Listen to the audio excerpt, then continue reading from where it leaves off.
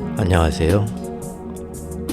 알찬 방송 그리고 밝은 방송 여러분과 함께하는 최후의 오크의 경제 이야기입니다.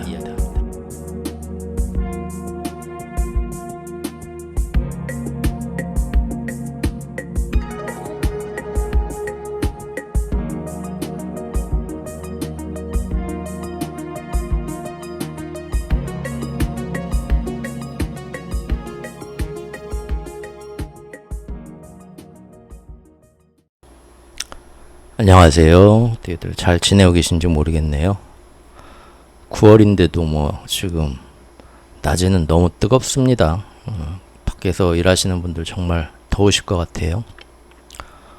오늘 잠깐 지금 요새 국제정세 시장 상황 어떤지 최근 뉴스를 한번 잠깐 브리핑 해보겠습니다.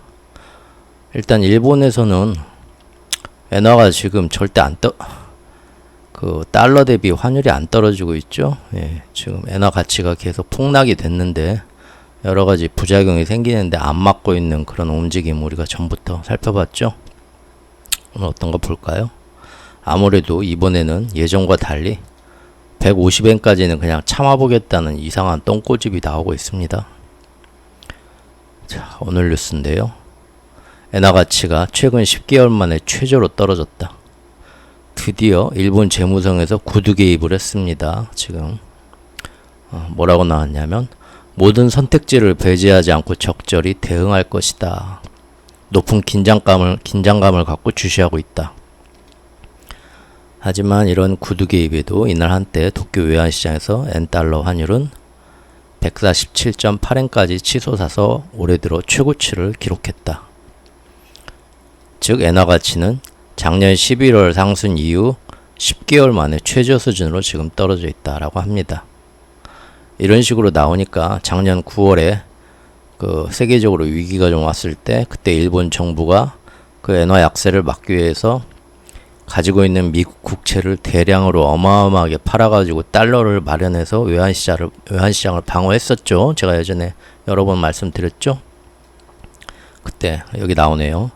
그 당시에 24년 만에 달러를 팔고 엔화를 사들이면 직접 시장 개입에 나섰을 때인데 그때가 145.9엔이었는데 지금 그거보다 더 올라갔는데도 이렇게 구두 개입만 한다. 이 얘기는 뭡니까? 150엔까지 억지로 참아보겠다는 거죠. 이거 우리 지금 예전부터 짚어오고 예상했던 바죠. 보시죠. 7월 28일부터 정책 선회를 하면서 일본 10년물 금리는 지금 보면 오히려 일드 커브 컨트롤에 의해서 예전에 0.5 위로 안 보내줬는데 0.5에서 이제는 빅스텝이죠. 1.0까지 참아보겠다. 자기들이 보내줘보겠다 하는데 지금 딱 보내다가 이 0.5에서 1.0을 한 네 가지 정도의 구간으로 우리가 0.25씩 본다고 했을 때요. 이걸 지금 한 4분의 1 정도에서 일단 이렇게 바람 잡고 쉬어가는 것 같습니다. 계속 보내주면 같은 기울기로 여기 이제 또 매도세 공격이 들어오면서 자기들 컨트롤하기 어려워지니까 제가 볼 땐 계단식으로 4분의 1 정도 보내고 여기서 일본 정부가 이 정도에서는 계속 방어를 하고 안 보내줄 것 같네 하고 사람들 관심이 식으면 그때 가서 이제 또 보내줄 수 있으면 보내고 이렇게 시간차를 두고 일단 기어 넣고 여기서 지금 조심하고 있는 것 같은데 대신 절대 이 밑으로 내려보내진 않죠. 애초에 정책이 여기까지 이제 입으로는 자기들이 정책 선회가 절대 아니다 말은 하지만 누가 봐도 이건 정책 선회죠. 여기서 지금 정책 선회가 아니라면 자기들이 처음에 이때 발표한 것처럼 0.5에서 명목상으로 막겠다 하면 이리 내분 들여보내야죠. 근데 더 이상 그러지도 않잖아요. 이렇게 보내주니까 어떻게 됩니까? 미국 10년물 금리는 뜨죠. 내려갔다가 다시 올라오죠. 이제 도전하러 가는 겁니다. 그리고 종가상으로 아주 유의미한 가격인 4.25를 다시 한번 또 뚫었습니다. 작년 9월, 10월 위기 때보다 더 종가상으로 지금 높은 거죠. 채권 시장이. 역시나 엔화를 보면 이거 엔화 오늘 높네요. 얼마야? 147.39. 147엔이 지금 달러당 147엔입니다. 그러면 작년 이때는 여기를 안 넘기고 이때부터 굉장히 많은 엔화 방어에 막 나섰었죠. 아까 기사에서 보신 것처럼 145.6 여기 145엔 넘는 순간부터 많은 방어를 했었죠. 그리고 그 전에 140엔만 넘었어도 이때부터 막 저기 구두 개입하고 뭐 여러 가지 옵션이 있다면서 실제 이때 방어를 했고요. 외환시장에서. 여기 지금 이 방어한 흔적 보이시죠? 일이 안 넘기려고. 그런데 145엔 넘었을 때는 이제 뭡니까? 적금 깬 거죠. 예.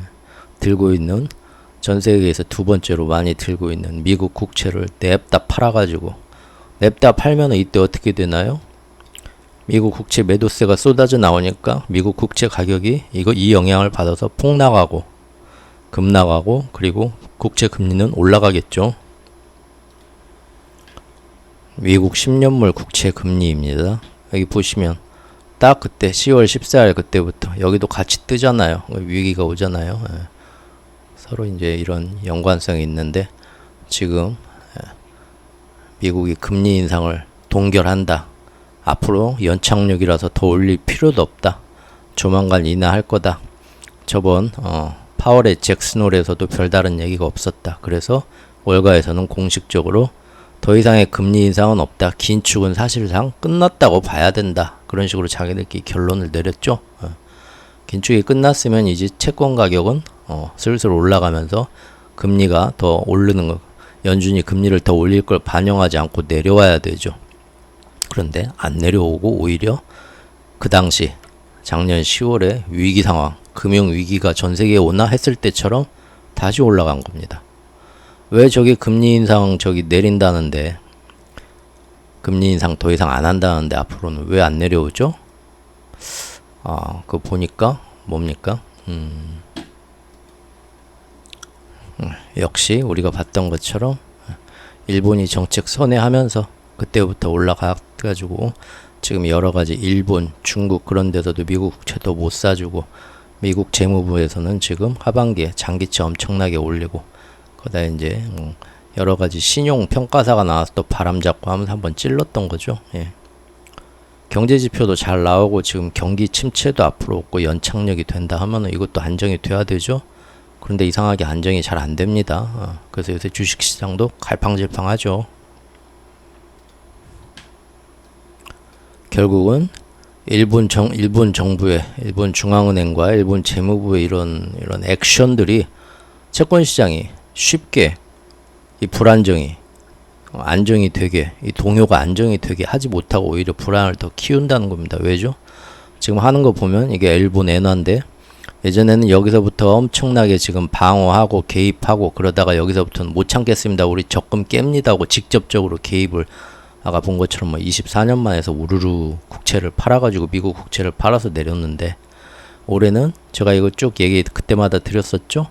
아무런 개입이 없다. 이놈들이 이렇게 올라가는데 뭔 조용하다. 이때 한번 자기들이 주시하고 있다 한마디만 하고 정말 소극적으로 일부러 보내주죠. 계속 달러 강세 만들고 국채 불안 심리. 국채 불안 심리는 어떻게 올리는 거죠?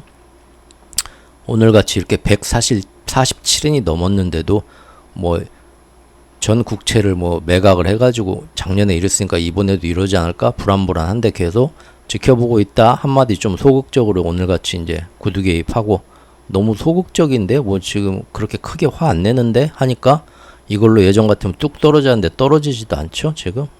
147엔에서 딱 버티고 있단 말이에요. 이제 사람들이 무슨 이유인지는 모르겠는데 저렇게 보내주는데 그래도 150엔 가면 이때는 뭐 지들도 도저히 방법이 없으니까 너무 엔화가 약세로 떨어지니까 개입하겠지? 어떻게 개입할까? 소극적으로 개입하면 여기서 이제 외환시장에서 날마다 우리가 환율 방어하듯이 남들 눈에 안 띄게 소극적으로 하면 여기에서 150엔 수준을 계속 맞출 수도 있겠죠. 근데 이것도 싫다. 이거보다 훨씬 떨어뜨려야겠다면 그때는 작년에 했던 비장의 한수. 미국 국채를 막 매각하면 살 수도 있고. 이제 이거는 얘네들 마음이겠죠? 그러니까 이거 상상 불안한 겁니다. 언제가 될지 모르겠는데 얼마 안 남았구나. 조만간 미국 국채를 또 어마어마하게 팔아 제낄 가능성도 크구나. 그러니까 그거 보고 덩달아서 어떻게 됩니까? 미국 10년물 채권도 보면은 금리가 더 오를 것 같은데 불안불안한 겁니다. 지금 일본은행 눈치 보면서 계속 이렇게 상승세 타고 있죠. 예. 이렇게 해서 우리는 일본 중앙은행 카미카제 신풍 정책 금리를 선회해서 엔캐리의 공포를 자극하면서 미국 국채 금리를 연준이 심지어 금리 인상 안 하고 동결하고 가만히 있는다 해도 저절로 올려버리는 그래서 전 세계 채권, 회사채, 국채 금리도 다 같이 올라서 불안불안하게 만드는 그러면서 제일 먼저 효과를 본 게 신용평가사가 3마리 사냥개가 나와가지고 타겟을 탁 찍어줘서 빵 터진 것이 결국은 헝다하고 비구위안이죠. 예.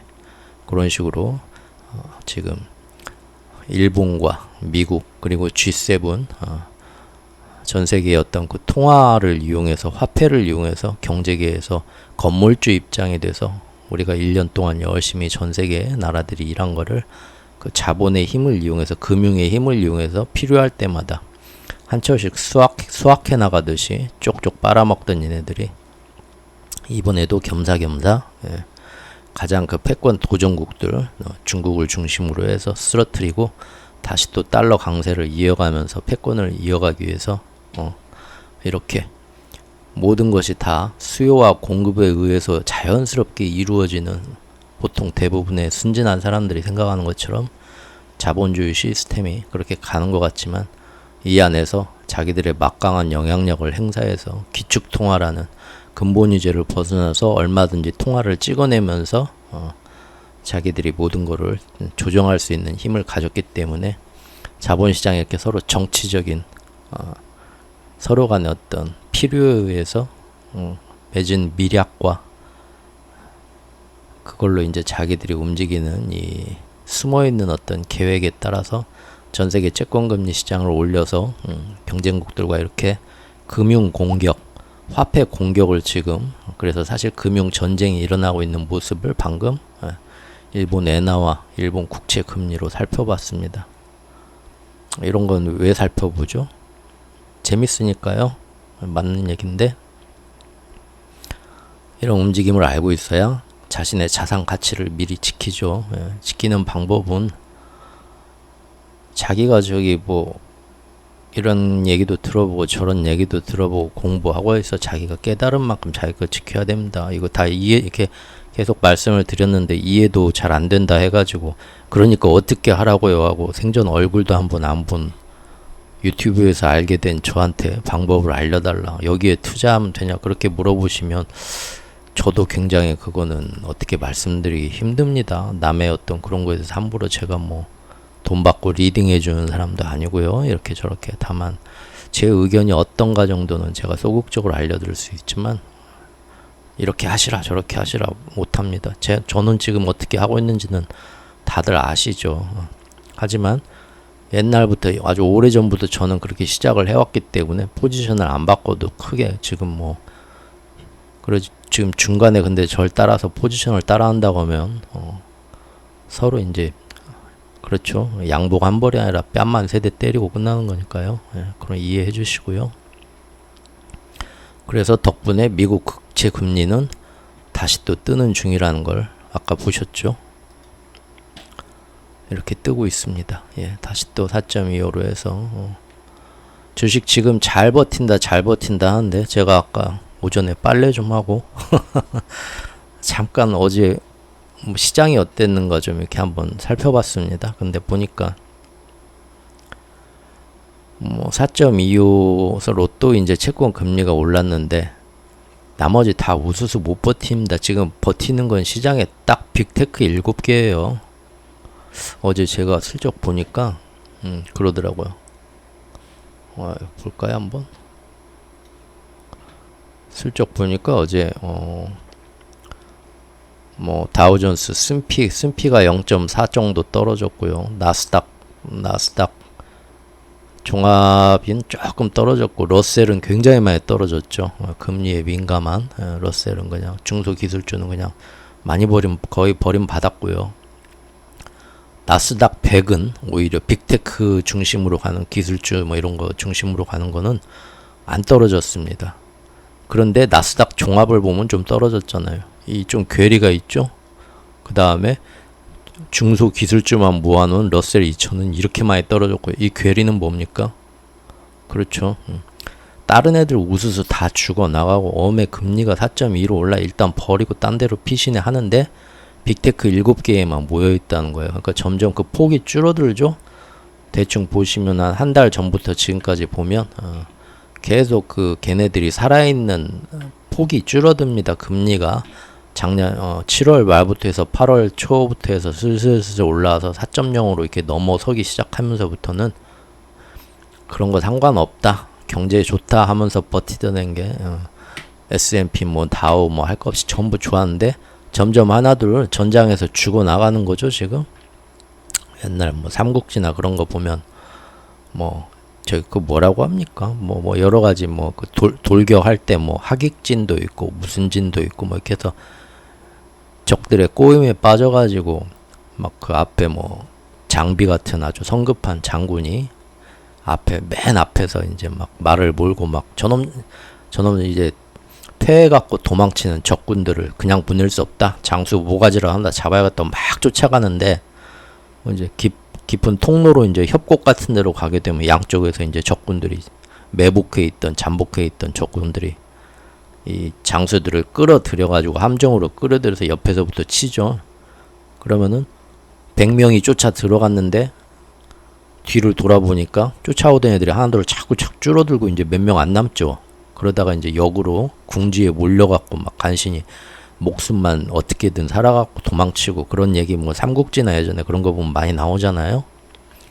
점점 이렇게 지금 계속 잘 버틴다 하는데 버티는 게 예전에는 다우, 스피, 나스닥 전치였는데 그것이 이제 스피하고 나스닥 100에 이제 그런 걸로 버티다가 점점은 이제 뭡니까? 딱 몇 개 종목만 어제 같은 거 보니까 뭐 테슬라 하나만 이제 뭔 일 자기들만의 뭔 일이 있어갖고 뭐 크게 오르고 다른 게 좀 받쳐주는데 점점 힘을 못 쓴다는 거죠. 예. 서로가 이제 아슬아슬한 상황입니다. 그런데 또 이런 기사가 있습니다. 이것도 오늘 기사인데 국채 시장에서 국채를 베이스로 해가지고 거래하는 또 이 헤지펀드님들께서 항상 과도한 레버리지로 여기 뭐 국제시장에 뭐 선물하고 현물 가격의 어떤 차이를 이용해서 뭐 레버리지 거래를 하는 게 있답니다. 들어도 이제 잘 우리 같은 사람들은 잘 실제 이거 안 하면 국채 딜러가 아니면 좀 이해하기 어려운데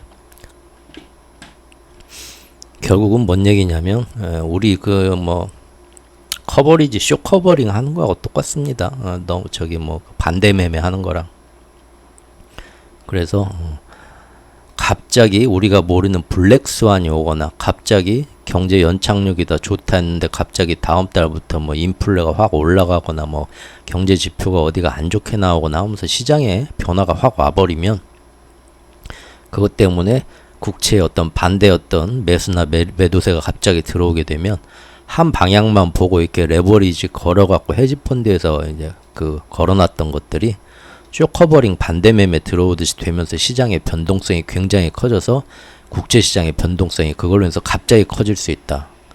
지금 국제시장에 그런 이제 옵션 거래 같이 그렇게 걸려 있는 게 많다는 거래량에 그걸 파악한 기사입니다. 도이치방크에서 파악했다고요. 실제 이거는 최근 연준과 미국 재무부에서 일하고 있는 거기 이코노미스트들도 그런 점을 파악하고 보고서 얼마 전 보고서에서 이거 좀 나중에 뭐 문제될 수도 있겠습니다 하고 이미 보고서에도 기록된 내용이라고 합니다. 여기 너무 뭐 저기 뭐 반대 매매나 그런 거 들어올 수 있는 것 같이 국채 시장에 장기채 시장 이런데 지금 한 방향만 보고 뭐 단기채가 특히 더 그러겠죠. 근데 걸려 있는 게 많은데 지금 매매가 이것이 뭔 일이 생겨서 갑자기 이게 아닌가벼 하는 순간 다른 쪽으로 방향을 꺾는 게 갑자기 그런 반대 매매나 쇼커버링 때문에 확 떨어지거나 그럴 수가 있다는 거죠. 그렇게 쏠림 현상이 커지면 연쇄 효과로 주식시장도 똑같이 그렇게 가겠죠. 이제 그런 위험성을 좀 얘기하는 기사였습니다. 다음 살펴볼 건 요겁니다. 정말 이제 과연 미국은 유가를 잡고 싶어 하는가. 이 무슨 기사가 나왔냐면요. 지금 유가가 요새 굉장히 높죠. 러시아와 사우디가 연말까지 감산을 연장하기로 했다. 그래서 유가가 10개월 만에 최고치로 다시 올랐다라는 겁니다. 제가 뭘 보려는지 이제 대충 감이 잡히시죠? 제 영상과 제 글에서 몇 달 전부터 꾸준히 이거 이렇게 될 거다 하는 거, 그런 것들이 지금 실제 그런 움직임이 나오는가 보는 거죠.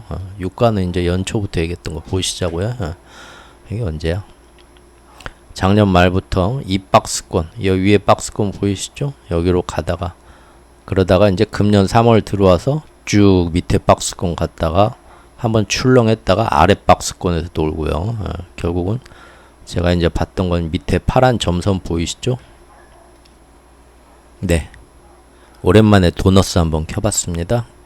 밑에 파란 점선이 이제 일단은 이 뭐 차트상에서, 저는 차트쟁이는 아니지만 차트로 이제 앞날을 보려고 하니까 안 되는 거지, 지난날을 검토할 땐 또 되거든요. 여기 보시면 여기가 지금 중요한 어떤 싸고 도는 어떤 지지선 같은 데네 하는 건데, 이제 최저 지지선은 여기까지, 제가 이제 그 피보나치로 봤던 대충 여기는 안 떨어지더라고요. 그리고 그때 이제 봤던 게 금년 상반기부터 얘기했던 게 더 떨어진다 해도 절대 사우디 빈살만의 네옴시티 비전 2030 항상 말씀드렸죠. 어떻게 하든 예전보다 오펙 플러스 사우디의 영향력이, 산유국이 이제 예전에는 얘네들 뿐이었지만 지금은 여러 나라가 있으니까 영향력이 그렇게 예전만큼은 아니지만, 그래도 맘먹고 빈살만이 사우디에 구군이 걸렸기 때문에 이 밑으로는 안 떨어지게 할 것 하는데, 그게 5월까지는 잘 안 됐어요. 여기서부터 저희 3월부터 이제 이렇게 뚱뚱 핥는데 5월에서 더 이제 뭐 6월까지 한 달이 더 가더라고요. 왜 그랬죠 그때? 러시아하고 의견 통합이 안 됐죠. 감산하자는데 러시아는 당장 막 돈이 급하니까, 급전이 필요하니까 엄청 막 할인해갖고 막 사방에 판단 말이에요. 지금 오펙 플러스에서 제일 영향력 있고 제일 많이 생산하는 애가 사우디하고 러시아잖아요. 그래서 잘 안 됐는데, 그래서 그때 막 서로 싸우기도 하고 그랬어요. 분위기도 안 좋고, 국제회의장에서. 근데 그 이후로 이제 당장 이번 달에 뭐 돈 10만 원 더 들어오는 게 중요한 게 아닙니다. 그러죠? 이제 서로 간에 이제 얘기가 잘 됐죠. 그리고 브릭스를 통해 가지고 서로 그 전부터 이제 단합을 하기 시작했어요. 우리가 서로 도와줘야지, 우리끼리 분열하면 안 된다 하죠. 이때부터 이제 올라오는 거죠. 사실은 지금 유가가 올라오는 거는 여러 차례 말씀드렸지만, 유가나 이런 원자재에 영향을 끼치는 거는 어떤 수요 공급 생각하시는데 그거는 거의 없고요. 수요 공급도 선물 시장과 현물 시장에 어마어마한 이 판때기에 뛰어드는 헤지펀드와 같은 투기 세력이, 거의 여기는 투기의 끝판왕 도박판이라고 말씀드렸죠. 그렇기 때문에 지금 뭐 수요 공급보다는 앞으로 3개월, 6개월, 1년 뒤에 어떻게 될 건가 보는데, 거기에 지들끼리 어디에 얼마나 배팅했나 봐가지고 체스 두듯이 수싸움 해가지고 가격이 어떤 식으로 어느 정도로 튈지는 개인이 예측하기도 힘들고, 돈 없는 애들은 끼도 못하는 포카판입니다. 그래서 일단 그것이 이제 수요 공급에 움직인다는 게 그런 식이고요. 이 시장에서는. 두 번째는 정치적인 움직임이 크다. 그러죠? 아무리 많이 뭐 공급이 나올 수 있고 많이 수요가 나올 수 있는 시장 상황이다 해도 뭐합니까? 이렇게 사우디하고 러시아가 서로 수도꼭지 잠그자, 정치적으로 하면 끝인 거고요. 그 다음에 지정학적 갈등, 어디에서 유조선 하나 납포됐다 하는 순간 또 끝나는 거고요. 어디 터미널에서, 항만에서 그 유조선 같은 데나 실어주는 천연가스나 이 원유나 터미널에 거기가 지금 고장났다, 점검 들어갔다 몇 개월 하면 출렁이는 거고요. 폭파됐다 하면 출렁이는 거고요. 곡물도 마찬가지고요. 거기에 곡물은 또 기후, 그 다음에 서로 이제 나 저 나라에 수출 안 할래, 관세 그야말로 어떻게 될지 모릅니다. 하지만 제가 이제 작년부터 금년까지 쭉 했던 게 뭔가요? 어떻게 될지는 모르고 개인이 들어가면 마음고생 많이 하는 분야지만 빈살만이 살아있는 한 지지선 여기선 지켜줄 거다. 70달러였네요. 그때 찍어놓은 거 보니까 이 밑으로는 안 내려갈 거다. 그런 거죠. 근데 지금 요새 보면 200일선 한번 딱 저항 받았다 뚫고 올라와서 이 위에 박스권을 한번 딱 뚫고 내려오더니 다시 위에 박스권을 확실하게 위로 올라갔습니다. 근데 아까 말씀드린 것처럼 유가 같은 거는 언제 또 어떤 영향을 받아서 내려올지 몰라요. 그렇지만 저는 10년 볼다고 했죠. 10년 볼 때 10년 뒤에 이 세상을 볼 때 에너지하고 먹을 거 갖고 있는 사람한테 못 덤빕니다. 그 사람이 갑입니다. 그걸 보고 올라갈 거다 보는 거죠. 근데 이제 그게 또 선물 시장에서 가격은 어떻게 나올지 모르고요. 요것도 이제 개인이 끼어들기 힘드니까 선물 시장이 아니라 개인은 대부분 뭡니까? 이 원유하고 관련된 정유회사나 천연가스 회사들의 어떤 실적을 또 모아놓은 그런 ETF 상품에들 들어가죠. 그거는 여기서 한 번 더 데이터가 꼬입니다. 저는 그래서 웬만하면 그거 잘 안 보고 저 모른다고 했습니다. 저한테 물어보진 마시고요. 다만 그냥 10년 봤을 때 이리 갔다 저리 갔다 하지만 결국은 부산에서 서울 갈 거다. 그렇게 보는 거고. 근데 그러면은 뭐 10년 뒤에 보지 뭐 볼 필요도 없는데 지금 왜 이 얘기를 왜 합니까? 제가 꾸준히 해온 얘기죠. 다들 인플레가 정말 잘 떨어진다, 어쩐다, 필요 없을 거다 할 때 누군가는 정치적 필요에 의해서 어떤 혹은 디커플링 구도에 의해서 원유 원자재 곡물 가격이 다시 오르면서 헤드라인 물가를 올리게 될 거다 했던 거잖아요. 지금 올라간 걸 보여드린 겁니다. 6월 말부터 올라갔네요. 딱 상반기 말 6월 말까지 딱 밑에 있다가 하반기 되면서부터 딱 고개 들고 올라가는 거죠. 지금 제 목소리가 좀 안 좋죠. 죄송합니다. 사과드립니다. 원래도 좋지 않은데 오늘 너무 지금 낮잠 자다 일어났는데요. 요새 그 미국 드라마에 하나 빠져가지고 4시까지 막 5시까지 그거 연속으로 보고 잡니다. 죄송합니다. 정말 유가가 이렇게 올랐다는 겁니다. 유가가 이렇게 오르면 이제 이게 그대로 반영되죠. 유가가 오르는 건 단순히 에너지 가격의 문제가 아니죠. 모든 물건이 생산되는데 에너지 가격, 석유를 태워서 에너지를 만들기도 하고 모든 그 원자재와 관련된 거기 때문에 유가가 올라가면 정유회사의 생산비가 올라가는 게 아니라 모든 상품, 웬만한 상품의 가격이 거기에 다 영향을 받습니다. 아직도 예전만큼 석유라는 것이 모든 산업의 어떤 쌀이 아니고 요새는 반도체라고 하지만 그래도 전통적인 산업 분야에서 에너지 가격은 모든 것에 영향을 미칩니다. 맞죠? 이렇게 러시아하고 사우디하고 손잡고 그래 우리가 언제까지는 좀 힘들어도 유가를 쳐 올릴 때까지는 당장 한 달, 두 달 이거보다 더 팔아야 되는데 조급하게 굴지 말고 같이 손잡고 담합해서 가격을 좀 올려보자 하고 지금 그 효과가 아까 여기서 보니까 지금 6월 말부터 그랬으니까 7월 말, 8월 말 두 달 조금 더 지났네요. 많이 올랐죠? 70에서 80 지금 굉장히 많이 올랐습니다. 70달러에서 80달러면 몇 프로입니까? 그러죠? 80달러 위로 지금 어이구 85달러까지 오늘은 넘었네. 대단하네요. 이러면은 러시아도 좋죠. 그렇죠? 여기 지금 그러지 않아도 기사가 또 오늘 나왔습니다. 국제 유가가 이렇게 강세가 되니까 러시아의 원유 제재하는 게 유명무실하다. 오늘 말씀드릴 게 이겁니다.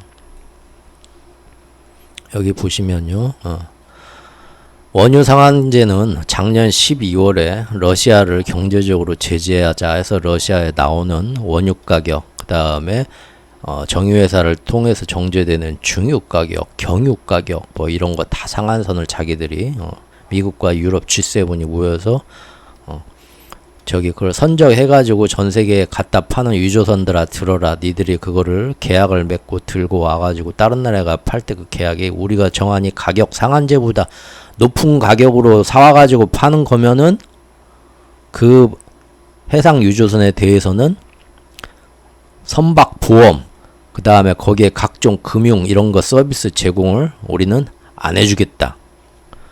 선박 보험, 전 세계에서 이런 상품을 아주 막 배에 실어가지고 전 세계로 이렇게 쭉 해상 운송하는데 드는 보험 회사, 영국에서 금융의 발상지는, 근대 금융의 발상지는 영국이잖아요. 처음으로 그 영국에서 나온, 지금도 그래서 보험, 이런 국제적인 보험 이런 거는 지금도 영국의 금융이 다 있죠. 요새는 많이 이제 흩어지긴 했지만, 예. 거기에서 나온 금융 세력이 이제 신대륙으로 넘어가면서 지금의 금융 세력이 된, 그 뿌리가 된 거고요. 예. 그래서 이제 안 실어준다 하니까 그런 보험을 안 들고 운행을 할 수는 없으니까 얘네들이 그렇게 러시아 원유 가격인을 상한제를 둬서 그거보다 더 비싸게 못 팔게 하겠다는 건데요. 이거 오늘 뉴스 한번 보시죠. 그런데 이 유가라는 거는 이렇게 뭐 두 달에 한 번씩 올랐다는, 뭐 계속 이렇게 요동을 치잖아요. 시세잖아요. 참치값이잖아요. 네. 장어값인데, 그러면은 자기네들이 그렇게 러시아 유가 상한제를 둔 것도 두 달에 한 번씩 모여가지고 검토를 해야 됩니다. 요새 너무 가격이, 시세가 어때? 그러면은 원유 상한제 가격도 러시아를 계속 제재를 하는 게 목적이니까 여기보다 조금 이번 달엔 두 달 동안 올리자, 조금 더 내리자 하면서 계속 러시아가 적절한 이익을 못 가져가게 막아야 된다는 데만 얘기죠. 예. 그런데 그거 잘 되고 있나 하고 또 어떤 오지랖 넓은 양반이 가서 탐사 조사를 해보니까 당초 2개월에 한 번씩 가격 상한선을 자기들이 시장을 보고 재검토해서 필요한 경우 조정하기로 합의했었거든요. 원유 상한제 하면서. 예. 그런데 금년 3월 이후로 한 번도 검토를 안 했다. 감사원에 딱 걸린 거죠. 유가 상한제를 조정할 계획도 당장은 없다. 담당 공무원이, 뭐 우리나라 뉴스 같네요. G7이 이걸 맡아서 하는데 그런 얘기가 나왔다 이겁니다. 물어보니까 원래 모르겠네요. 두 달에 한 번씩 뭐 해가지고 러시아 뭐 정말 비싸게 못 팔게 뭐 한다고 하더니 두 달에 한 번씩 검토하기로 했는데 한 번도 한 적 없고요. 그리고 이제 금년 6월이나 7월 여름쯤에 한번 이제 공식적으로 검토하거나 논의하는 자리가 있을 거다 했는데 상부에서 공문이 내려온 게 없습니다. 지금까지는 진행된 적도 없습니다. 라고 얘기를 했다는 거예요. 예. 그리고 또 이런 얘기까지 나왔습니다. 일부 유로연합 국가들이 요새 유가가 이만큼 많이 변했는데 러시아 제대로 제재하려면 상한선을 우리가 다시 조정해야 되지 않겠습니까? 왜 안 합니까? 하고 발언을 꺼냈는데 제일 힘 있는 미국을 비롯한 G7 회원국들은 그냥 놔둬요 하고 신경 쓰지 마요 그랬다고 합니다. 이게 뭔 얘기입니까? 이것도 제가 예전부터 얘기를 했던 건데,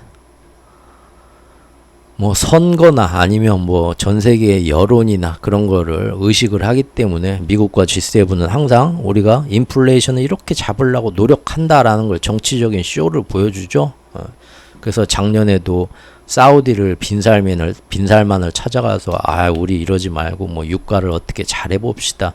그것도 그 당시에 어떤 중간 선거 있었죠. 작년에 그 미국의 뭐 중간 선거 그런 거 겨냥해서 국민들 생각해서 전 세계인들 생각해서 인플레 잡으려고 유가 안정시키려고 바이든이 직접 저렇게 찾아가서 막 노력하고 그런 거 보여주는 건데, 가서 그것도 그때 제가 실황 중계해드렸죠. 얘기 꺼낸 거 보면 틱틱대면서 서로 지금 뭐 잘해보자고 온 건지 싸우자고 온 건지 뭐 가가지고 야 근데 말이야 내가 생각하니까 너는 기본이 안 됐더라 그런 얘기하는 거죠.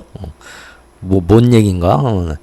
너 왜 그 예전에 뭐 니네 뭐 언론인들 민주 뭐 그런 거 하는 거를 사우디 니네는 한만 봐도 진짜 그러면 안 가서 그래서 그런 자리 하고 또 뭐 그러면은 이제 언론들은 뭐 야 정말 바이든 노력했는데 사우디가 또 하여간 저 뭐 유가가 안 잡히네 저 똥꼬집 때문에. 아주 어렵지도 않아요.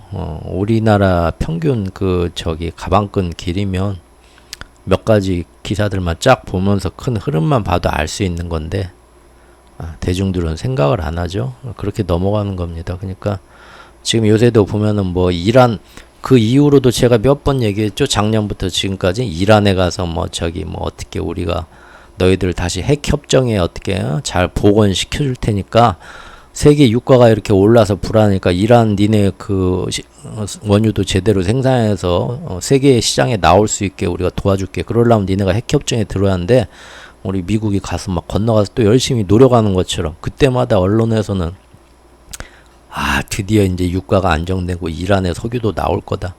작년부터 몇 번을 얘기했습니까? 나왔나요? 그렇게? 절대 안 되죠. 다 쇼잖아요. 지금 그 금년의 대표적인 쇼는 뭡니까? 제가 지적했던 건 미국의 고위 간부들이 중국에 건너가 가지고 뭐 화해 해빙 모드, 디커플링, 디리스킹. 참 사람들 잘 속아요. 한두 번 속는 건 그런다 치는데 7, 8번씩 속아요. 반기, 분기에. 그래도 또 계속 속아줘요. 얼마나 편하겠어요, 이렇게. 그래서 지금도 끊임없이 뭐 저기 뭐 이란하고 뭐 어떻게 화해를 하면서 나올 것 같이 하다가 얼마 전에 그랬죠. 그러다 안 되니까 요새는 또 이란은 포기하고 베네수엘라에 가서 베네수엘라 원유를 많이 생산해서 세계에 많이 쏟아져 나오게 해가지고 원유 유가를 안정시키려는 바이든 막 그런 노력으로 또 기사들 나오는데요. 쭉 지금 작년 금년 살펴보면 이제 더 속고 싶은 사람만 속으라고 하고요. 제가 얘기한 건 겁니다. 그래서 아무리 그렇게 노력을 해도 뭡니까 결국은 러시아 처잡기 위해서 원유가를 자기들이 어떻게든 내려야 되고 유가로 인한 인플레를 막고 싶다면 왜 이런 저기 직무유기를 하냐 이거예요. 2달에 한 번씩 그거를 맞춰가지고 유가를 어떻게 떨어뜨리려는 노력을 해야 되는데 별 노력도 안 하죠. 지금 보면 오히려 왜 안 합니까? 하고 건의를 하니까 미국을 위시한 G7 회원국들이 우리 안 해. 그런 얘기까지 지금 나왔잖아요. 보도에. 이제 이런 보도들이 하나 둘 더 커지면은 그때는 또 모여갖고 자기들끼리 또 하는 척 할 겁니다. 어떻게 되나 보자고요. 제가 말씀드리고 싶은 건 뭔가요? 인플레이션을 자기들이 원하는 대로 전쟁, 지정학적 갈등, 또 뭐 여러 가지를 이용해서 원하는 대로 드라이빙해서 이걸로 일부러 미국발 고금리, 고물가, 고환율 시대를 계속 유지해 나가고 싶은 세력이 있고 그런 정치가 어떤 방향으로 흘러가는 국제 정세를 봐서 경제에 미치는 영향을 미리 가늠하는 게 제 채널 아닙니까? 1년 반 동안 봤지만 잘 들어맞죠? 여러 가지가. 근데 지금 이걸 또 보자는 겁니다. 요새 유가의 움직임과 사우디와 러시아 오펙의 움직임. 그런데 유가 상한제를 건드리고 막 해야 사우디와 러시아의 결탁이 깨질 거 아닙니까? 유가 상한제를 또 유가 가격이 어떻게 변한 거 보고 이 가격에 팔아도 러시아가 손해보게 또 유가 상한제를 원래 2달에 한 번씩 모여갖고 조정하기로 한 거니까 G7국도 해놔야 러시아가 이렇게 팔아도 너무 안 남아. 지금 사우디가 러시아 설득해서 가격 여기까지 올라갈 땐 내가 하잔 대로 한번 해봐. 해가지고 여기까지 올렸는데 유가 상한제 가격을 또 여기까지 올리면서 여기에 팔아도 남는 게 없어. 힘들어. 푸틴이. 그래가지고 사우디하고 약속 깨고 나는 이거보다 훨씬 싸게 팔란다 해야만 시장에 교란이 일어나고 빈살만이 원하는 데들 안 되고 유가도 안 올라갈 거 아니에요. 그렇게 할 수 있는데도 안 한다는 거죠. 겉으로는 뭐 괜히 막 이란 갔다 베네수엘라 갔다 막 여기저기 갔다가 언론에는 유가를 우리가 안정시키기 위해서 전 세계를 상대로 이러지만 실제 할 수 있는 일은 안 한다 이거예요. 마음이 없다는 거죠. 정치권에서 국민들한테 아닌 척 하면서 자기들은 이쪽 방향인 척 하면서 정말 눈에 뻔히 보이는 쇼를 하는데도 대부분의 국민들이 다 속아줘요. 너무 순진하고 생각하기를 포기해서. 그래서 이렇게 맘대로 가는 거고. 이거 이제 저기 뭐 미국이 이걸 해가지고 결국은 중국 죽이기가 최종 목표다. 그러면 중국이 지배하는 사회는 끔찍하니까 지금까지 미국이 지배한 사회가 제일 좋았잖아요. 그러니까 저도 이쪽을 응원을 합니다. 다만 이 과정에서 인플레이션이 계속 앞으로 쉽게 안 떨어지고 이 싸움이 결판나기 전까지는 미국이 원하는 대로 정말 이렇게 미국이 원하는 대로 될지 이제 나중에 봐야겠지만 고금리, 고물가, 고환율로 앞으로 또 인플레가 반등하면서 제가 금년 초와 작년부터 이렇게 예상했던 대로 이렇게 가는 것 같다 하면 거기에 맞춰서 이제 뭔 일이 뭐 이런 식으로 흘러가겠군 하고 개인들 거기 대비는 이제 하자는 거죠. 저는 요새 보면은 이제 경기 침체는 절대 없고 기업들의 실적도 다시 좋아질 거라고 월가에서 얘기들 합니다. 골드만삭스에서 엊그제 이제 앞으로의 경기 침체 확률을 15% 아래까지 지금 밀었습니다. 그거는 거의 없다는 얘기입니다. 평소와 똑같다는 얘기고 경기 침체는 사실상 배제했다는 거고요. 그리고 월가 전문가들도 이 며칠 전 뉴스인데 드디어 기업들 실적 전망치를 그동안 계속 저번 분기까지 계속 더 아래로 낮추면서 안 좋아질 것 같았는데 이제는 앞으로는 기업 실적들도 좋아할 것 같아. 이제 확실하게 시장은 바닥 찍고 이제 올라온다라고 다 배팅했다는 겁니다. 99%가. 그 이유는 뭐 이제 여러 가지 경제 지표들이 너무 경제 연착륙 골디락스로 좋게 나온다. 미국에서는요. 적어도 미국만 그런 거죠, 지금. 돈을 쳐바르니까 이제 그렇게 나올 수 있다는 거 제 말씀 드렸고요, 예전부터. 그리고 금년에 들어서 특히 나오는 경제 지표들은 저는 거의 신빙성이 없어갖고 잘 안 본다고 했죠. 이번에 나온 뭐 고용 지표도 보면 지난 2달치는 뭐 거의 뭐 10만 건인가 조정되고 뭐 지금 당장 나오는 경제 지표 이랬다 저랬다 할 필요 없습니다. 한 달, 2달, 석 달 되면 다 막 말도 안 되게 조정돼요. 뒤늦게.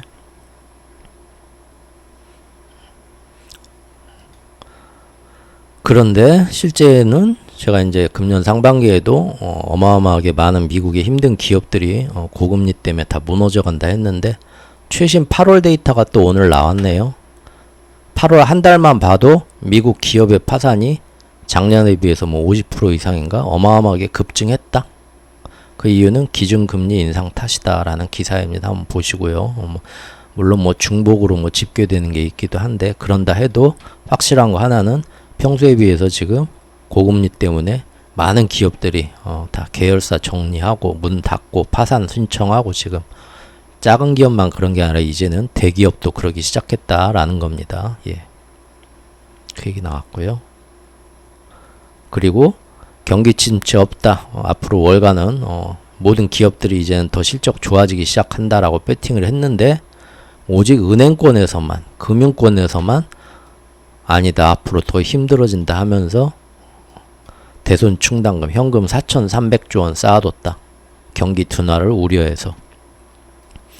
그런데 이 움직임이 자기들이 자발적으로 했다기보다는 미국 연준에서 계속 3월 실리콘밸리 사태 이후로 돈 이거 갖고 안 돼. 더 큰 위기. 여기서 무슨 돈을 더 쌓아놔요. 지금 지금 이게 2008년 금융위기 때 그 다쳤던 것보다 더 큰 돈을 쌓아놓으라는 건데 이러면 우리 장사 어떻게 합니까? 대출해줘야 하는데 돈을 창고에다만 이렇게 쌓아놓으라고 하는데도 말 안 들어 하고 개별적으로 전화한 것까지 제가 소개시켜드렸죠. 개별적으로 툭툭 몇 군데 찍어가지고 여기 연준이요. 니네 진짜 말 안 들을래? 하고 즉 겉으로는 물가 잘 잡힌다 연착륙이다 하는데 시장은 이제 끝났다. 올라가고 있다. 확실하다. 99% 배팅하는데 제가 실물경제와의 다이버전스라고 계속 말씀드렸죠. 한 달 지난 뒤에 또 뚜껑 열어보니까 이 다이버전스는 더 심해졌다. 그리고 연준은 앞에서 괜찮다고 하지만 밑에서는 큰 거 온다. 더 많이 준비해라. 계속 닥달하고 있다는 거. 여기 역시 오늘 내일 기사에서도 어제 오늘 기사에서 또 나온 거 소개해드렸습니다. 곡물 수출 재협상을 위해서 인도적인 어쩌고 저쩌고 하는 거 지난 영상에서 말씀드렸었죠. 터키하고 지금 러시아하고 결국 푸틴하고 에르도안 대통령 엊그제 만났는데 그 결과가 이제 대충 나온 것 같더라고요. 제가 이제 요 기사는 귀찮아서 안 가져왔습니다. 한번 찾아보실 분들 찾아보시고요. 제가 대략 소개를 드리면 러시아 입장에서는 우크라이나하고 예전처럼 그 사이 좋은 협상 자리는 서로 저쪽도 이제 전혀 마음이 없고 물 건너갔다는 걸 아니까 그런 건 바라지도 않고 우리 러시아 것만 어떻게든 좀 수출해보자. 아프리카나 그런 쪽으로 해가지고 니네 터키 나라가 좀 도와줘라. 터키 니네한테 우리가 1차 수출한 다음에 니네에서 이제 카타르가 중동 카타르가 자본되면 니네가 이제 2차로 가공해서 거기서 수출하는 식으로 어떻게 자기들 러시아만 어떻게 수출할 수 있는 터키를 이용해서 그런 방법을 들고 나왔는데 에르도안 대통령 뭐 예전부터 제가 몇 번 소개시켜 드렸었죠. 터키가 어떻게 줄타기 하는가? 중간에서 자기가 푸틴한테도 얻어먹을 거 얻어먹고 미국하고 유럽한테서도 얻어먹을 거 얻어먹으려면은 우크라이나의 곡물 수출도 되게 하고 러시아의 곡물 수출도 되게 하면서 중간에서 양쪽 다 조금씩 만족하는 중재안을 자기가 성사를 시켜서 양쪽한테 받아먹을 거 받아먹는 딜, 그걸 지금 원하는 거죠. 터키의 그 에르도안 대통령이나 뭐 저기 전 세계 지금 독재자들 있는데 그 독재자들이 중간에서 줄타기를 잘 하면서 자기들 나라의 그 국익을 어마어마하게 지금 잘 이 험난한 시대에 야금야금 잘 챙기기 때문에 우습게도 그런 독재자들이 지금 그 나라에서 지지율이 굉장히 높습니다. 경제는 잘한다 이거예요. 적어도 물론 이제 터키 경제는 망가질 대로 망가졌다고 하지만 그래도 이 와중에 계속 거시경제 상황 때문에 어쩔 수 없이 망가지는 거 하더라도 거기서 중간에서 이렇게 정치적으로 성과를 계속 보이니까 그렇게 많은 저기 터키 대지진이 나고 뭐 국내에서 뭐 여러 가지 그 사람 욕하기도 하지만 결국은 또 선거 때 보면은 아주 압도적으로 잘 또 돼요. 제가 말씀드리고 싶은 건 그래서 나가리 났다. 터키는 야 니네 러시아만 잘 되는 거 해주면 내가 무슨 중재하면서 양쪽한테 받아먹을 거 받아야 되는데 그거는 우리는 못하지 했던 거고요. 뻔히 안 될 거였고 그 다음에 이제 우크라이나도 자기들도 뭐 인도적으로 노력을 하고 있다는 걸 보여주려고 터키하고 러시아하고 자기들 뭐 아프리카 빈민국을 생각해서 뭐 자기들끼리만 노력하는 것처럼 보이면 안 되니까 뭐 여러 가지 하고 있는데 이것도 제가 볼 때는 결국은 뭡니까? 정치적인 다 쇼고 여기까지 제가 말씀드릴 수 있는 거는 뭐죠? 곡물가, 에너지가 이런 거 다 뭡니까? 인플레이션을 다시 반등시키는 것들인데 우리가 언론에서 보는 것과 달리 기축통화 세력의 패권 싸움에서 앞으로 자기들이 원하는 대로 정치적으로 드라이빙 하기 위해서 사실은 이렇게 물밑에서 흐르는 어떤 알력이나 흐름을 보면 결국은 안 좋은 방향으로 제가 예상했던 방향으로 가고 있다는 걸 또 한번 기사들을 가져와서 말씀을 드렸습니다. 중국은 요새 저기 그 비구 위안에 대해서 한 번 더 무디스가 나와갖고 또 신용등급 또 한 번 강등했죠. 3등급인가 못 살아난다 하고 그리고 달러 채권 이자 왔던 거 한 달만 연기해주라. 연기했다가 디폴트 피하려고요. 비구 위안. 그리고 위안화 채권에 대해서도 국내에서는 어떻게든 뭐 정부가 나서고 해가지고 채권단이랑 합의 봐서 계속 또 연기하는 걸로. 유동성에 좀 숨이 튀었죠. 돈이.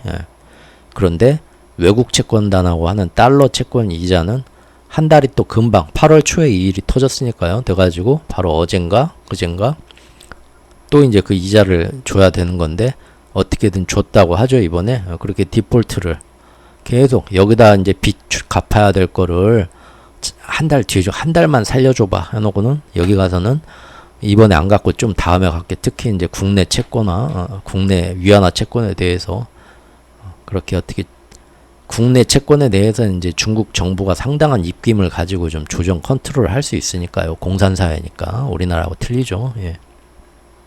잡아가서 여기로 이제 돈이 안 빠지게 하고 이 돈을 또 운용을 해서 달러로 바꿔가지고 달러 채권단 이자를 바로 어제 갚은 거겠죠. 하루하루 그렇게 연명하고 있는데 날마다 그렇게 갚아야 할 날짜가 계속 지금 밀려오죠. 한 달에 몇 건씩 간신히 버텨내고 있다는 겁니다. 중국 위안화도 그리고 위안화 한번 볼까요? 위안화 보십시오. 예. 열심히 지금 뭐 지준율부터 해서 막 부동산 정책들을 하고 있는데 다시 또 뜨죠. 슬슬. 예. 요거 봐야죠. 달러 지수. 달러 지수 어디 있지? 보십시오. 금리를 더 이상 안 올리고 금리를 이제 동결만 하고 이게 마지막 금리 인상이라면서 연착륙이라면서 그러면 이제 달러는 뭐 그런데 다른 나라들 뭐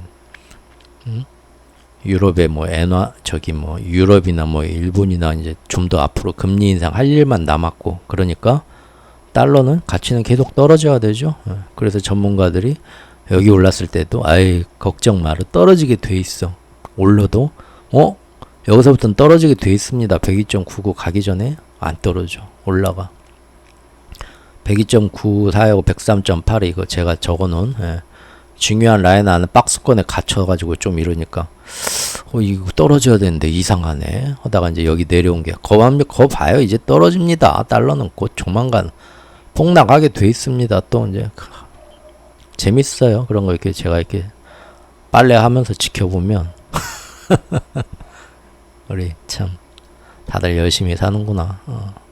근데 내려가면서 여기 딱 보이시죠? 102.95 팍 찍고 껑충 뛰더니 위로 결국은 탈출해서 올라가 버리네요. 여기서 이제 달러 떨어질 일만 남았다. 걱정 마라, 떨어질 일만 남았다. 떨어질 일만 남았다. 떨어질 일만 남았다. 남긴 남았겠죠. 계속 떨어지겠죠, 언젠가?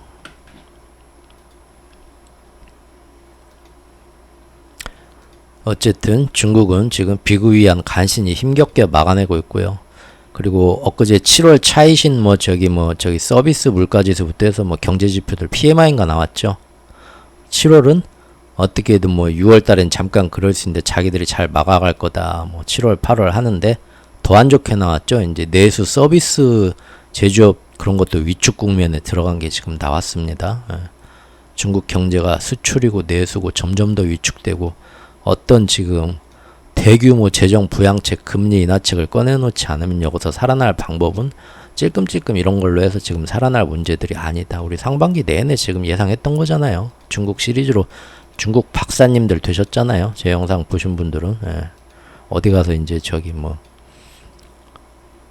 중국 전문가라고 저기 수수료 장사하시는 넥타이 매신 분들, 전문가들 뭐 대형 채널에 나와서 하시는 분들보다 상반기에 제 중국 관련 영상 꾸준히 보셨으면 그분들보단 잘 알 겁니다. 아마 지금 7월 8월 와서는 드디어 증권사 말만 믿고 열심히 그 중국에 들어갔던 데서도 다들 해약하고 지금 우리나라에서도 엄청 지금 돈이 빠져나오는 걸로 제가 엊그저께 한번 기사 살짝 본 기억이 나는데, 이제 못 참고 빠져나오는 거예요. 이제는 더 이상 여기가 바닥입니다. 이제 두고 보십시오. 대규모 부양책 나오면서 이제 더 이상 안 믿고 다 나온다는 거죠. 그 몇 달 전에 중국이 기회라고 막 해가지고 나오셨던 뭐 자기가 뭐 JP 모건 같은 데서 홍콩 지사에서 일하는 분이라는 그 전문가분, 제가 그래서 본의 아니게 저격 영상처럼 저도 그런 걸 만들 마음은 없는데 열심히 사는 분 누가 또 댓글로 이거 어떻게 생각하는지 또 물어보시니까 제가 또 못 참고 잠깐 영상을 만들었죠. 괜찮습니다. 뭐 앞날은 아무도 알 수 없는 거고, 그분들도 그렇게 해야 먹고 사는 직업이고. 이렇게 지금 주미 중국 대사는 괜찮다, 잘 잡혀가고 있다. 원래 조금 그럴 수도 있는 거다. 자꾸 외부의 어떤 중국에 대한 안 좋은 어떤 그런 심리가 팽배해지는 걸 막기 위해 열심히 노력하고 있다는 얘기도 있고요.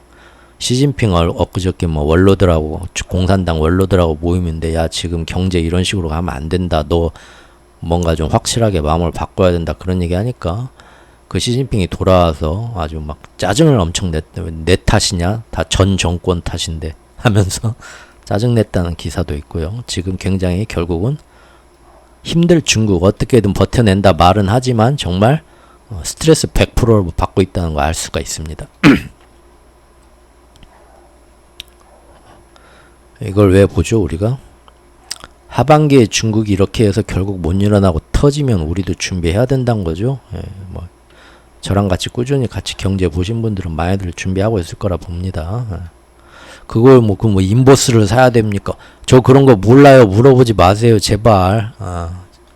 저는 그냥 지금 갖고 있는 자산이 요런데 많이 익스포저 된 것들은 많이 정리하시고, 이런데 뭐 저라면은 앞일이 어떻게 될지 모릅니다. 하지만 저라면 저는 이제 길게 뭐 반기, 분기 이렇게 보면서 큰 흐름 보고 거기에 몇 년 전부터 일찌감치 그쪽에 이제 딱 투자할 만한 찌끄만한 투자금만 묻어두고 저는 그냥 한없이 안 쳐다보고 가는 사람이고요. 뭐 하루하루 뭐 시장이 어떤가 그런 거 보지도 않잖아요. 그러니까 제가 얘기하는 거에서 참고하고 싶은 부분만 참고하시고 그건 이제 본인의 어떤 나는 그래도 일반인들보다 투자를 굉장히 많이 하는 사람이야 단기간에 그러면은 자기 스타일에 맞게 보십시오. 자기 스타일에 맞게 보시고 저는 이제 제 얘기는 거기에 얼마만큼 참고할지는 알아서들 하시고요. 예. 그리고 결국 어떻게 됐나요? 다시 슬슬 반등하는 물가는 네, 제 영상에서 그때 봤던 게 언제인지 한번 볼게요. 1개월 전에 저기 그 상반기 결산하고 하반기 이제 볼 때 세계 본 다음에 우리나라 봤었죠. 여기 보면 그 당시에 2023년 하반기 한국 경제 반등한다고 정부에서도 얘기하고 증권가 전문가들 다 나와가지고 또 교수님들 나와서 그 당시에 막 얘기했는데 삼성 반도체부터 해서 이제 올라갑니다. 지금이 우리 주식 모을 때입니다. 말씀들 하셨는데요. 제가 이제 그때 진짜 실체를 알아보자. 하나하나 그 수출 항목이랑 그 반도체 자동차의 어떤 거시경제적인 어떤 위험 같은 거 다 조목조목 짚어봤습니다. 세 가지 합치면 뭐 거의 뭐 3시간 50분이네. 한국에 대해서 이 정도면 뭐 여러분들 뭐 한국은행 가가지고 뭐 회의 한번 참가하고 오신 거죠. 예. 그리고 이제 하반기 수출 반등한다고 다들 지금 얘기하는데 왜 지금 가계부채 부동산의 문제가 뭐고 하반기에 오히려 거시적인 상황은 그 반대로 정부가 얘기한 거 반대로 중국하고 연관돼서 집값 하락과 경기 침체 위험이 있다. 이거 한 시리즈 3부작으로 그때 만드는 건데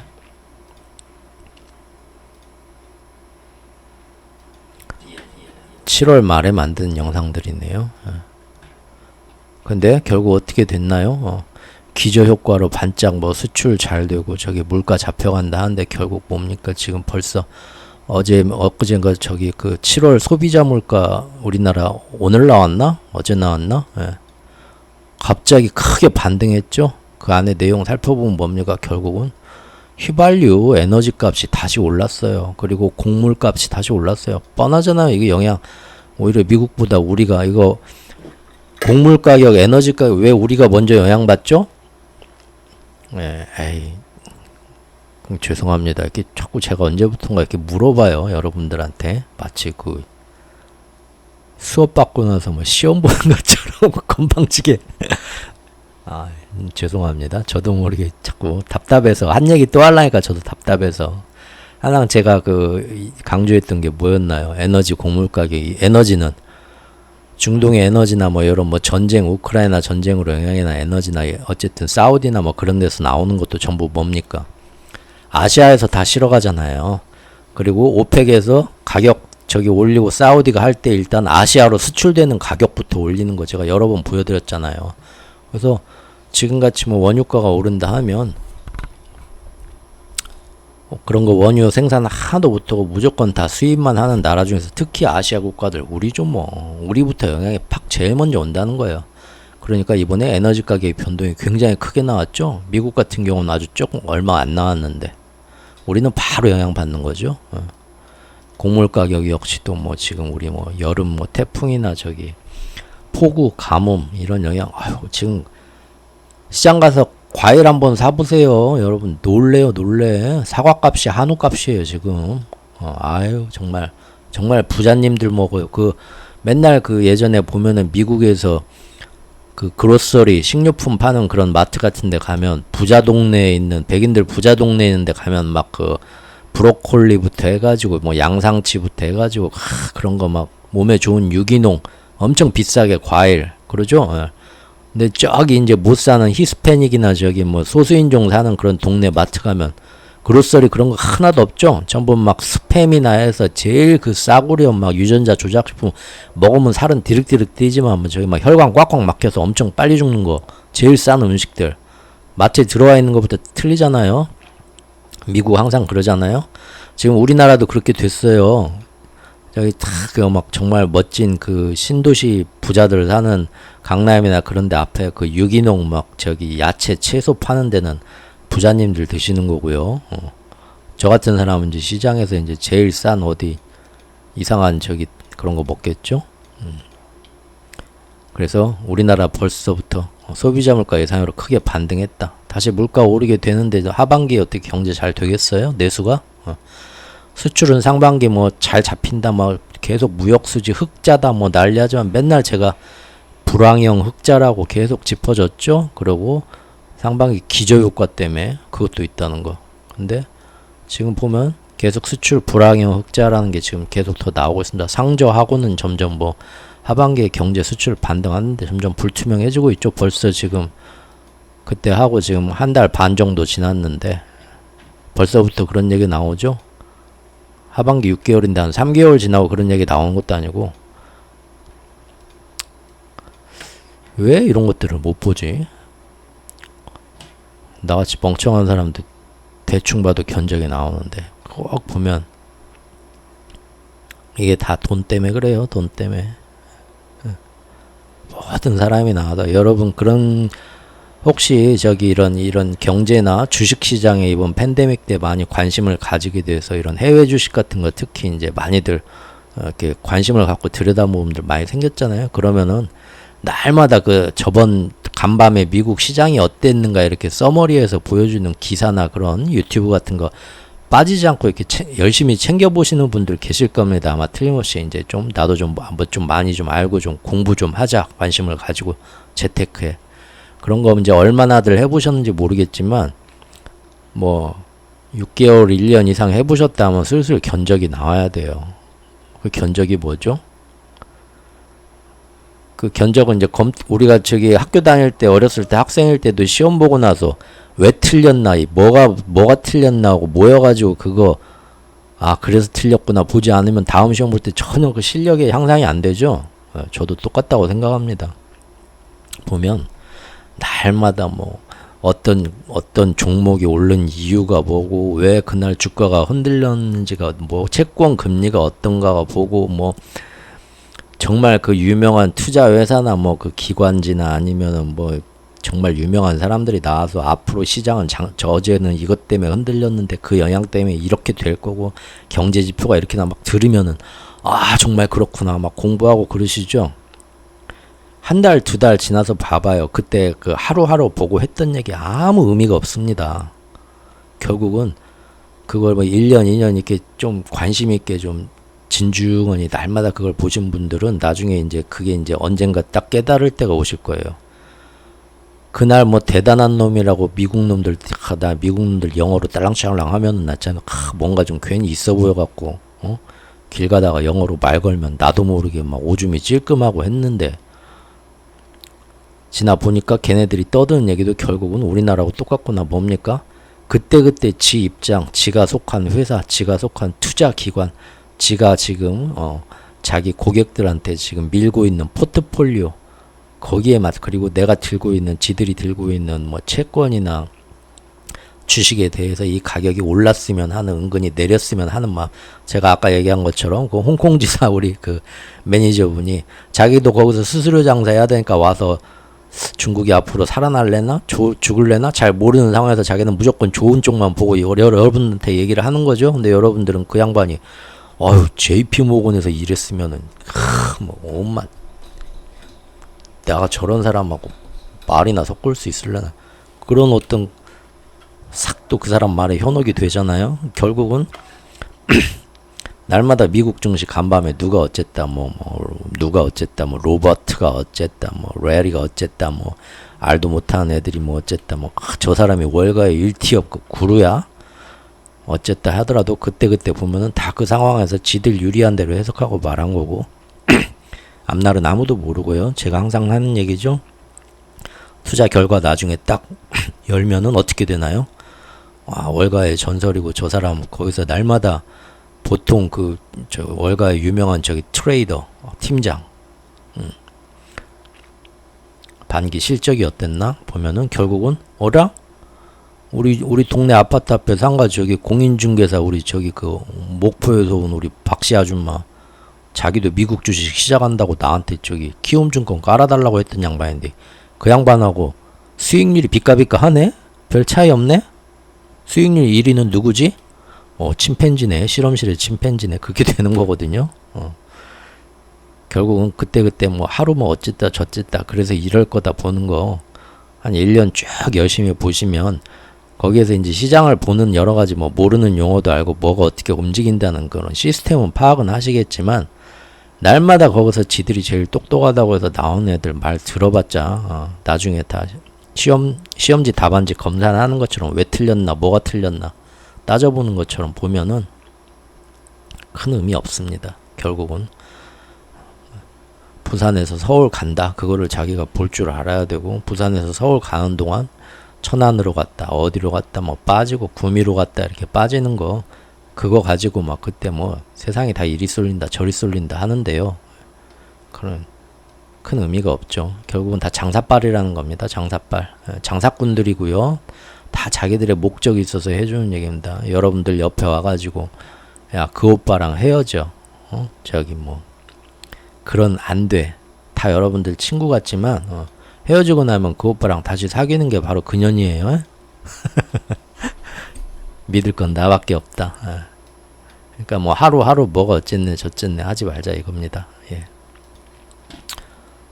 US 달러 10년물 미국 10년물 어떻게 되는지 봐야 되고요. 유로화도 지금 뭐 계속 뭐 유럽 뭐 잘 나갈 것처럼 하지만 결국은 아무리 아니다 우겨도 침체에 지금 빠지고 있죠. 많이 빠졌죠. 결국 유로화도 미끄러집니다. 유로화가 미끄러지면 달러 강세를 더 도와주는 거죠. 파운드화도 마찬가지고요. 영국에 지금 뭐 제2의 도시라는 뭐 영국의 부산이라고 봐야 되나요? 인천이라고 봐야 되나요? 버밍엄인가? 뭐 거기 지금 뭐 지방정부 파산 거의 그 수준 뭐 그런 얘기도 나오대요. 지금 잘 나간다 하더니 그런 난리가 나고 있고 루브라는 어떻게든 지금 막아보려고 하지만 미국 국채 금리가 저렇게 올라가고 달러 강세가 되는데 방법이 없죠. 푸틴이 직접 명령까지 해서 수출 기업들한테 달러 팔아라 해서 여기까지 내렸지만 다시 또 방방방 떠서 딱 그 수준까지 다시 올라갔네요. 야, 이제 약발이 며칠 못 간다는 겁니다. 한 달을 못 가네, 약발이. 엔화는 뭐 이 자식들은 뭐 맘먹고 지금 대단합니다. 지금 일본 사람들이 얼마나 요새 지금 이 엔화가 지금 저평가돼 가지고 지금 그지같이 살고 힘들게 사는가 나오죠. 근데 우리가 뭐 그거 걱정할 건 아니죠. 지금 우리 걱정해야죠. 위안화도 그렇게 한 달을 막으려고 했지만 지금 뭐 슬렁슬렁 하는 거 보여드렸고요. 아, 원달러 환율이네요.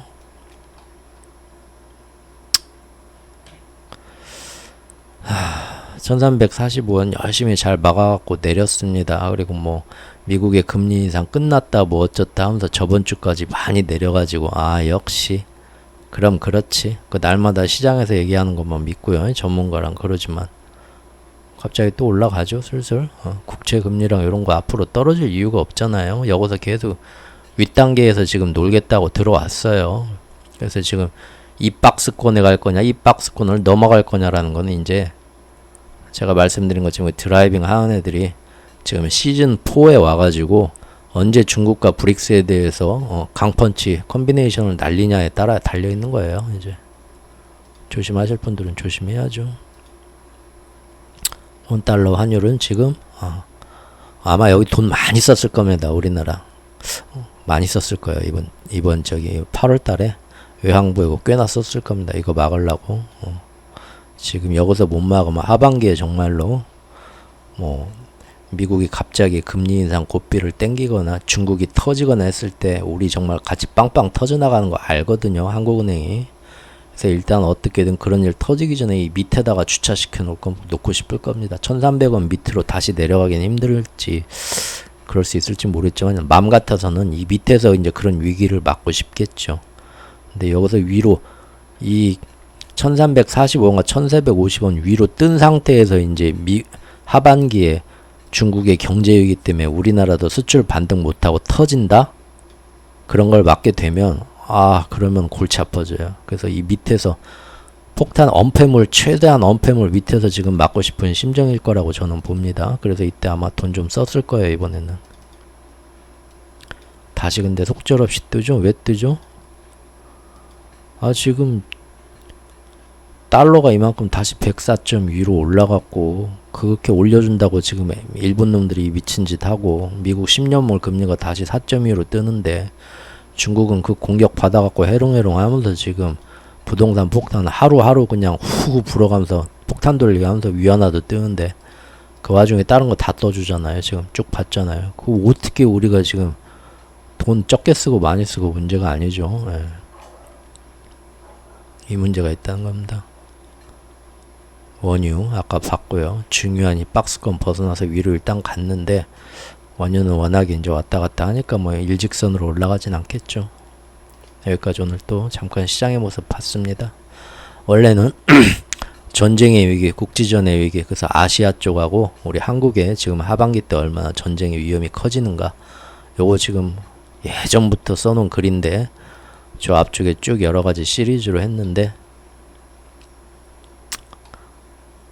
아유 걱정 싫어서 이 얘기 영상 만들려 하기가 싫어지네요. 그냥 이 안 좋은 얘기 하기 싫고 그냥 그래도 하긴 해야겠죠. 근데 이제 오늘 또 그 얘기 또 하기 좀 지겨워서 일부러 요즘 잠깐 요 며칠간의 시장 얘기 잠깐 해봤습니다. 예.